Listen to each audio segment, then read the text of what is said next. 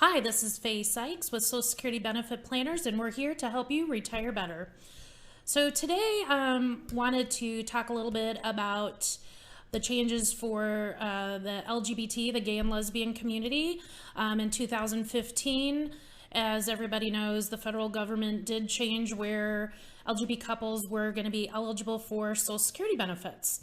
So I'm going to talk about 5 pieces of information that you should know if this affects you and your family.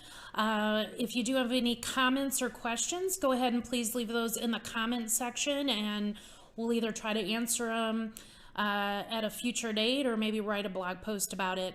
Our website, by the way, is www.socialsecuritybp.com. And anyway, here we go. So number 1, your marital status is very important. So in the past, if you were LGBT, you could apply for like a domestic partnership, but you were not able to legally get married. Now with that change, you are also eligible for Social Security benefits. So if you're married and, once you hit 62 or older, you can do, get the same marital benefits or widower's benefits and things like that. So it will, help your family if somebody dies, becomes disabled, or retires. Let's say that one of you was the at-home spouse for the majority or was the lower earner.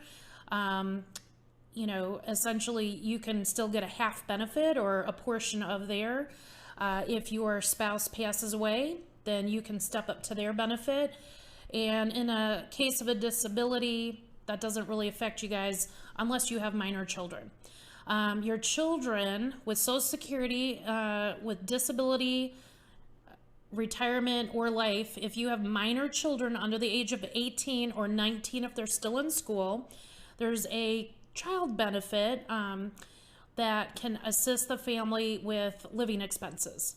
Now, let's say in the case that you are married and your spouse passes away and had been the primary caregiver or make under $16,920 a year, you can get a kid benefit, and also you can get a spousal benefit up until the kids are age of 16, which can be extremely helpful in those kind of situations. And the kids can be adoptive, they can be natural, or they could be stepchildren. Also in the cases like, let's say that you're a grandparent and caring full-time for your grandkids, this isn't part-time on the weekends or anything like that, there are sometimes ways to get eligibility for benefits in those cases as well. So the big thing to know is that when you are LGBT and you get married, you should let Social Security know, and if you file a joint tax return, they'll know pretty easy that way through the IRS. But if you still decide to file separately, it would be good to alert Social Security on your new status. Also, let's just kind of reflect back. I did have a couple not so long ago where they had a domestic partner agreement in a state that did accept LGBT marriage in the past. In their case, they were able to get widower benefits, even though that they weren't legally married back at the time. They had passed away prior to the 2015, but because they had the domestic partnership agreement, were in a state that it complied with, they were able to apply and get those benefits. So, so keep in mind, if you are getting divorced and you were married over 10 years or had a domestic partnership agreement or were married in a state that recognized gay marriage, then you might be able to get spousal benefits, widower benefits, and a host of other things.